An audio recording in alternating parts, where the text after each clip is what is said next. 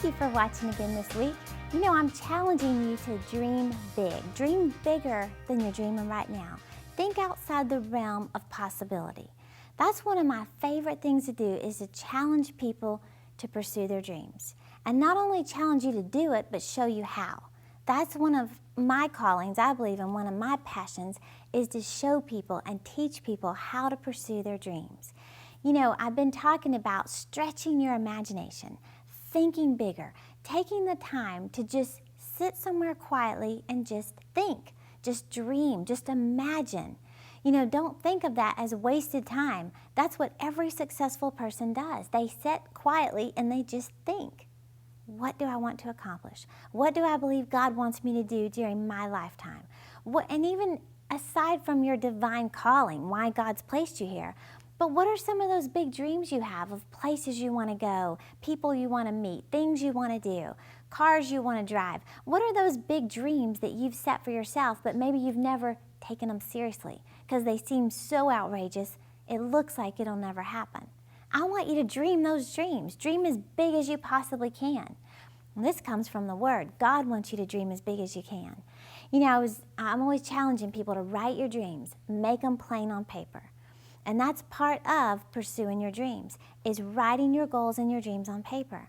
You know, I was reading a story recently about a guy named Jack Canfield. And he grew up in a broken home. His mother died when, at a very early age. And then his father was very abusive. However, he went to work for a man named W. Clement Stone. And W. Clement Stone was a big dreamer. And he was constantly telling Jack Canfield, dream big. Think big. And he actually used the words, I want you to think beyond the realm of possibility.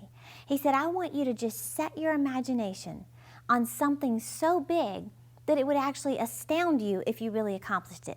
That's how big I want you to think. Something that just would kind of freak you out if you really did it. That's what I want you to dream.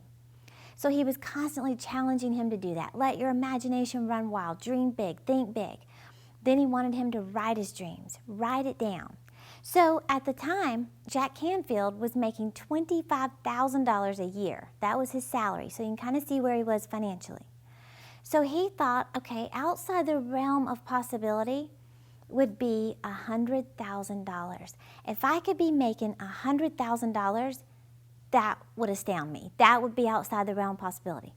So W. Clement Stone was constantly telling him, think big, write that vision, and then I want you to look at it daily. Not once a month, not once a year on January 1st. Daily, I want you to keep that vision before you. That comes straight from the Bible, doesn't it? Habakkuk 2:2, write the vision, make it plain on paper.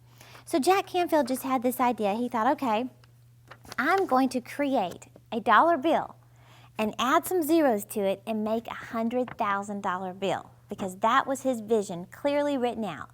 So he thought, well, if W. Clement Stone's telling me to keep it in front of me every day, look at it daily, then I know what I'll do. I'm going to tape it to the top of my ceiling. So every single morning when I wake up, I'm going to see my vision, $100,000. Every night before I go to bed, I'm going to be looking at my vision. Then he kicked it up a notch. He started to speak it out of his mouth. He started saying, you might as well say he confessed, I receive $100,000. I have a job that pays me $100,000. I am making $100,000 a year. I have ideas that create $100,000 income. He started speaking that out of his mouth every day. He woke up, he saw his vision. He went to bed, he saw his vision constantly before him.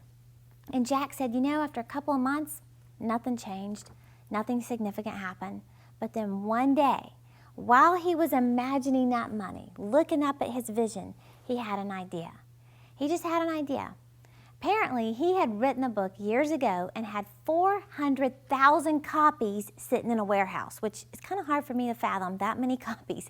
But 400,000 just sitting in a warehouse somewhere, nobody buying them. Felt like a failure, right? So he thought, if I could just sell the book really cheap and make 25 cents per copy, that would be $100,000. I could reach my goal if I could sell all those books that cheap. Well, one day, he just had that idea. And I want you to get this. The vision comes first, the ideas come second. A lot of times when people get a vision, they have an idea, their first question is, how am I going to do this? How am I going to drive that kind of car? How am I going to preach to 10,000 people? God wants you to dream first. Then He'll provide the ideas. Then He'll provide the resources and the people to make it happen. So one day, he's just walking through this newsstand and he sees a magazine called the National Enquirer. I'm going to cover up this naked man. John Travolta kind of looks naked. But anyway, he said, that's the kind of magazine that I need to get an article in. Because if I could get an article in that magazine, I believe that type of audience would purchase my book. He just had that idea and just kept going. Well, later on, he's at this university in New York and he's teaching a lecture. And there were only about 8 people even at the lecture, which felt like another failure. But at the end of this lecture to 8 people, this woman walks up to him and she said, I really enjoyed your talk. She said, that was so good. I'd love to help you get more talks around the world. And she said, by the way, I'm a freelance writer for the National Enquirer, and I would love to publish an article for you. She published his article, and by the end of that very year, he received $93,000. Well, you know what? You might say, well, he failed then. He didn't reach his goal of $100,000. But you know what? He was a lot closer to that 100 than he was to the $25,000 he was making. So his wife had this brilliant idea. She said, if it'll work for $100,000, do you suppose it'll work for $1 million? So he added some more zeros to the dollar bill to make it $1 million. He wrote the vision, made it plain on paper. He put that $1 million bill above his bed. Every day he looked at his vision. Every night he looked at his vision. Every day he spoke it out of his mouth. I receive ideas that generate $1 million. I have $1 million in my bank account. He just began saying it over and over and over. In other words, Romans 4:17, speaking of non-existent things as if they already exist. That year, God gave him an idea to write a book. And he wrote a book called Chicken Soup for the Soul. Chicken Soup for the Soul. That very year, the publishing company handed him a check for $1 million. A man went from making $25,000 a year to being handed a check for $1 million within 3 years. Why? First of all, he let his imagination soar. He let his imagination go wild and dream outside the realm of possibility. Number 2, he wrote the vision. He wrote out exactly what he was believing God for.